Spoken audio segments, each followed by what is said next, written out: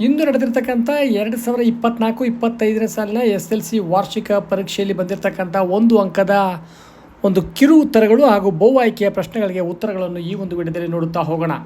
ಒಟ್ಟಾರೆಯಾಗಿ ಇಂದು ಬಂದಿರತಕ್ಕಂಥ ಪರೀಕ್ಷೆ ಒಂದು ಸರಳವಾಗಿರ್ತಕ್ಕಂಥ ಪರೀಕ್ಷೆ ಅಂತ ಹೇಳ್ಬೋದು. ಹಾಗಾಗಿ ಒಂದು ಅಂಕದ ಬಹು ಆಯ್ಕೆಯ ಪ್ರಶ್ನೆಯಲ್ಲಿ ಒಂದನೇ ಪ್ರಶ್ನೆ ಸರಿಯಾಗಿರ್ತಕ್ಕಂಥ ಉತ್ತರ ಏನಾಗಿದೆ ಅಂತಂದರೆ, ಇಲ್ಲಿ ನಮಗೆ LCM ಕೇಳಿದ್ದಾನೆ. LCM ಆಫ್ 2 and 3 ಅಂದರೆ ಒಂದು ಲಸ ನಾವು ಕಂಡುಹಿಡಬೇಕಾದ್ರೆ 2 ಮತ್ತು 3ರ ಲಸ ಏನಾಗಿದೆ, ಇಲ್ಲಿ 6 ಅಂತಕ್ಕಂಥದ್ದು ಸರಿಯಾಗಿರ್ತಕ್ಕಂಥ ಉತ್ತರ.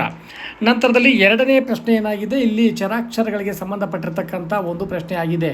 ಇದರಲ್ಲಿರ್ತಕ್ಕಂಥದ್ದು ಯಾವುದೋ ಒಂದು ರೇಖೆಗಳು ಐಕ್ಯಗೊಂಡಾಗ ಸರಿಯಾಗಿರ್ತಕ್ಕಂಥ ಸಂಬಂಧ ಅಂತಂದರೆ ಇಲ್ಲಿರ್ತಕ್ಕಂಥ ಆಪ್ಷನ್ ಏನಾಗಿದೆ, ಎ ಅಂತಕ್ಕಂಥದ್ದು ಸರಿಯಾಗಿರುವ ಉತ್ತರವಾಗಿದೆ.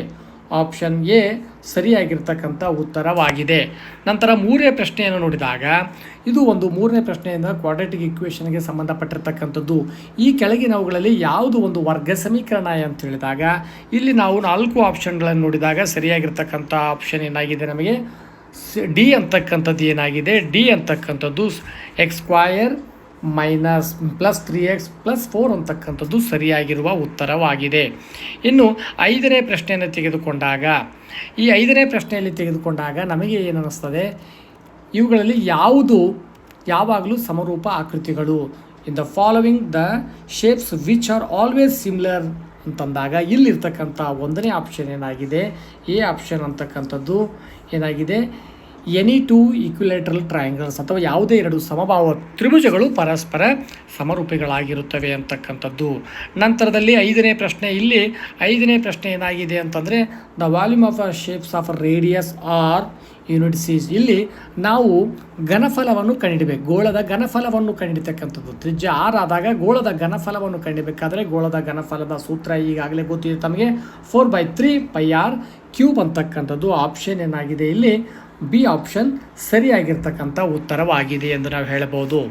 ಇನ್ನು 6ನೇ ಪ್ರಶ್ನೆ, ಇದರಲ್ಲಿ ಮೂಲ ಬಿಂದುವಿಗೆ ಸಂಬಂಧಪಟ್ಟಿರ್ತಕ್ಕಂಥ ಒಂದು ಸೂತ್ರ ಯಾವುದಿದೆ ಅಂತ ಹೇಳ್ತಂಥ distance of the point PXY from the origin is always ನಿಮ್ಗೆ ಗೊತ್ತಾಗಿದೆ. ಇದರಲ್ಲಿ ಸಿ ಆಪ್ಷನ್ ಏನಾಗಿದೆ, x² + y², √x² + y² ಅಂತಕ್ಕಂಥದ್ದು ಸರಿಯಾಗಿರ್ತಕ್ಕಂಥ ಉತ್ತರವಾಗಿದೆ. ಇನ್ನು ಮುಂದಿನ ಪ್ರಶ್ನೆ 7ನೇ ಪ್ರಶ್ನೆ, ಇದರಲ್ಲಿ ಸಾಮಾನ್ಯ ವ್ಯತ್ಯಾಸವನ್ನು ಕಂಡುಹಿಡಬೇಕು. ಇದರಲ್ಲಿರ್ತಕ್ಕಂಥ ಸಾಮಾನ್ಯ ವ್ಯತ್ಯಾಸವನ್ನು ನಾವು ಕಂಡುಹಿಡಿದಾಗ ಇಲ್ಲಿ ನೋಡಿ -1, -3, -5 ಇದೆ. ಇದರಲ್ಲಿ ನಾವು ಯಾವುದೇ 2 ಅನುಕ್ರಮ ಪದಗಳ ನಡುವಿನ ಹಿಂದಿನ ವ್ಯತ್ಯಾಸವನ್ನು ಮಾಡಿದಾಗ -3, -1 ಅಂತಂದಾಗ ನಮಗೆ ಇಲ್ಲಿ -2 ಅಂತಕ್ಕಂಥದ್ದು ಸರಿಯಾಗಿರ್ತಕ್ಕಂಥ ಉತ್ತರ ಆಗ್ತದೆ. ಆಪ್ಷನ್ ಸಿ ಸರಿಯಾಗಿರ್ತಕ್ಕಂಥ ಉತ್ತರವಾಗಿದೆ. ಇನ್ನು 8ನೇ ಪ್ರಶ್ನೆ ತೆಗೆದುಕೊಂಡಾಗ 8ನೇ ಪ್ರಶ್ನೆಯಲ್ಲಿ ನಾವು ಇಲ್ಲಿ ಇದು ಒಂದು ಏನಾಗಿದೆ, ಕೊಟ್ಟಿರ್ತಕ್ಕಂಥ ಚಿತ್ರದಲ್ಲಿ ಓ ಕೇಂದ್ರದ APBಯ ಉದ್ದ ಕೊಟ್ಟಿದ್ದ 4π ಸೆಂಟಿಮೀಟರ್ ಆದರೆ OBಯ ಒಂದು ತ್ರಿಜ್ಯದ ಅಳತೆ 9 ಕೊಟ್ಟಾಗ ಥೀಟಾದ ಕೋನವನ್ನು ಕಂಡಿದಾಗ ನಮಗೆ ಥೀಟಾ ಇಲ್ಲಿ 80 ಡಿಗ್ರಿ ಅಂತಕ್ಕಂಥದ್ದು ಬರ್ತದೆ. ಹಾಗಾಗಿ ಇಲ್ಲಿ ಆಪ್ಷನ್ ಬಿ ಏನಾಗಿದೆ, ಸರಿಯಾಗಿರ್ತಕ್ಕಂಥ ಉತ್ತರ ಬಿ ಆಪ್ಷನ್ 80 ಡಿಗ್ರಿ ಅಂತಕ್ಕಂಥದ್ದು ಸರಿಯಾಗಿರುವ ಉತ್ತರವಾಗಿದೆ. ಇನ್ನು 1 ಅಂಕದ ಕಿರು ಉತ್ತರಗಳನ್ನು ತೆಗೆದುಕೊಂಡಾಗ ನೋಡಿರಿ, write the degree of linear polynomial ಅಂತಂದಾಗ ನಮಗೇನಾಗ್ತದೆ, ರೇಖಾತ್ಮಕ ಸಮೀಕರಣದ ಒಂದು ಘಾತ ಏನಾಗಿರ್ತದೆ, ಯಾವಾಗಲೂ 1 ಅಂತಕ್ಕಂಥದ್ದು ಇದು ಸರಿಯಾಗಿರ್ತಕ್ಕಂಥ ಉತ್ತರವಾಗಿದೆ. ನಂತರದಲ್ಲಿ 10ನೇ ಪ್ರಶ್ನೆ, ಅಂಚಿನ ಉದ್ದ ಎ ಮಾನಗಳಿರ್ತಕ್ಕಂಥ ಒಂದು ವರ್ಗಘನದ ಪೂರ್ಣ ಮೇಲ್ಮೈ ವಿಸ್ತೀರ್ಣವನ್ನು ಕಂಡುಹಿಡಬೇಕಾದ್ರೆ ಇಲ್ಲಿ ಏನಾಗ್ತದೆ, total surface area of cube of edge A unit ಅಂತಂದರೆ ಇಲ್ಲಿ 6a² ಅಂತಕ್ಕಂಥದ್ದು ಸರಿಯಾಗಿರುವ ಉತ್ತರವಾಗಿದೆ. ನಂತರ 11ನೇ ಪ್ರಶ್ನೆಯಲ್ಲಿ ಇಲ್ಲಿ ಬಹುಲಕವನ್ನು ಕಂಡುಹಿಡಬೇಕಾಗಿದೆ.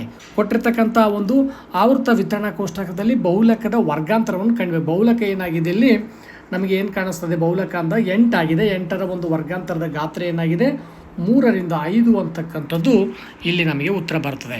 ನಂತರ write the probability of an impossible event, ಅಸಂಭವ ಘಟನೆಯ ಸಂಭವನೀಯತೆ ಏನಾಗಿದೆ, 0 ಅಂತಕ್ಕಂಥದ್ದು ಉತ್ತರವಾಗಿರ್ತದೆ. 2 ಅಂತಕ್ಕಂಥದ್ದು ಸರಿಯಾದ ಉತ್ತರವಾಗಿದೆ. ಇನ್ನು 16ನೇ ಪ್ರಶ್ನೆಯಲ್ಲಿ ನೋಡಿದಾಗ ಇಲ್ಲಿರ್ತಕ್ಕಂಥ ಒಂದು ಸಮರೂಪ ತ್ರಿಭುಜಗಳ ಅನುರೂಪ ಬಾಹುಗಳ ಅನುಪಾತವನ್ನು ಬರೆದಾಗ ಪ್ರತಿಯೊಂದು ಅನುಪಾತಗಳನ್ನು ನೋಡಿದಾಗ ಇಲ್ಲಿ 1/2 ಅಂತಕ್ಕಂಥದ್ದು ಆಗುತ್ತದೆ, ತಾವು ಗಮನಿಸಿ ನೋಡಬಹುದಾಗಿದೆ. ಹಾಗಾಗಿ ಇದು 1/2 ಅಂತಕ್ಕಂಥದ್ದು ಸರಿಯಾದ ಉತ್ತರವಾಗಿದೆ. ಹಾಗಾಗಿ ಉಳಿದಿರ್ತಕ್ಕಂತೆ 2 ಅಂಕದ 3 ಅಂಕದ ಪ್ರಶ್ನೆಗಳಿಗೆ ಉತ್ತರಗಳನ್ನು ಮುಂದಿನ ಒಂದು ವಿಡಿಯೋದಲ್ಲಿ ನಾವು ನೋಡ್ತಾ ಹೋಗೋಣ. ಈಗ ಕೇವಲ ತಾವು ಆಂಗ್ಲ ಮಾಧ್ಯಮದಲ್ಲಿ ಇರ್ತಕ್ಕಂಥ ಒಂದು ಪ್ರಶ್ನೆ ಪತ್ರಿಕೆಯನ್ನು ವೀಕ್ಷಿಸಬಹುದಾಗಿದೆ. 2 ಅಂಕದ ಪ್ರಶ್ನೆಗಳಿದ್ದಾವೆ. 2 ಅಂಕದ ಪ್ರಶ್ನೆಗಳಾದ ನಂತರ ಬರ್ತಕ್ಕಂಥದ್ದು ನೋಡಿ 3 ಅಂಕದ 9 ಪ್ರಶ್ನೆಗಳು ಇಲ್ಲಿ ನೀಡಲಾಗಿದೆ. ಸಾಮಾನ್ಯವಾಗಿ ಇದು ಸರಳ ಒಂದು ಪ್ರಶ್ನೆ ಪತ್ರಿಕೆ ಅಂತ ನಾವು ಹೇಳ್ಬೋದು. ವಿದ್ಯಾರ್ಥಿಗಳು ಹೆಚ್ಚಿನ ಅಂಕಗಳನ್ನು ಇದರಿಂದ ಗಳಿಸಬಹುದಾಗಿದೆ.